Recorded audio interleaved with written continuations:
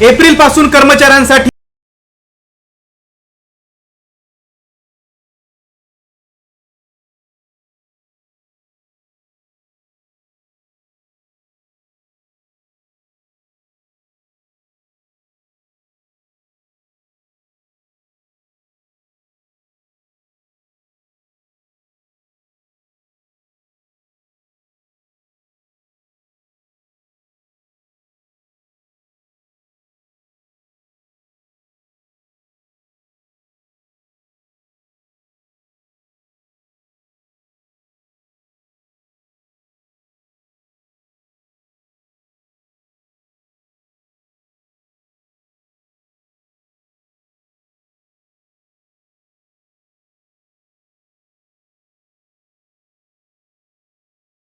Form 130 काय आहे हे समजून घेणं महत्त्वाचं आहे.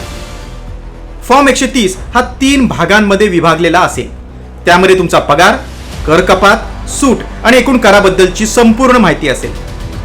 भाग अ मध्ये कर्मचारी आणि कंपनीची माहिती असेल. भाग ब मध्ये कर कपातीचा तपशील असेल. भाग क मध्ये संपूर्ण करगणना दिलेली असेल.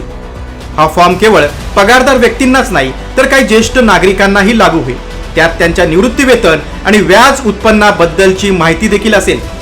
तुम्ही एका वर्षात एकापेक्षा जास्त कंपन्यांमध्ये काम केलं असेल तर तुम्हाला वेगवेगळ्या कंपन्यांकडून स्वतंत्र फॉर्म 130 मिळतील. याचा अर्थ प्रत्येक कंपनी स्वतःचा फॉर्म देईल. कोणाला कसा फायदा होईल ते आपण पाहूया. पगारदार आणि पेन्शनधारक. ऑटोमेटेड डेटा आणि फॉर्म 130 मुळे फायलिंग सोपं होईल. पेन्शन आणि व्याजाचं उत्पन्न एकाच ठिकाणी आल्यानं ज्येष्ठ नागरिकांची धावपळ थांबेल.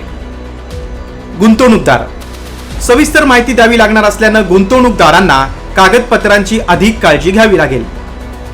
अचूकता आणि रिफंड. तर माहिती अचूक असल्यास रिफंड वेगाने मिळेल. मात्र डेटामध्ये विसंगती आढळल्यास प्रक्रिया रखडू शकते. फॉर्म 130 तुमच्या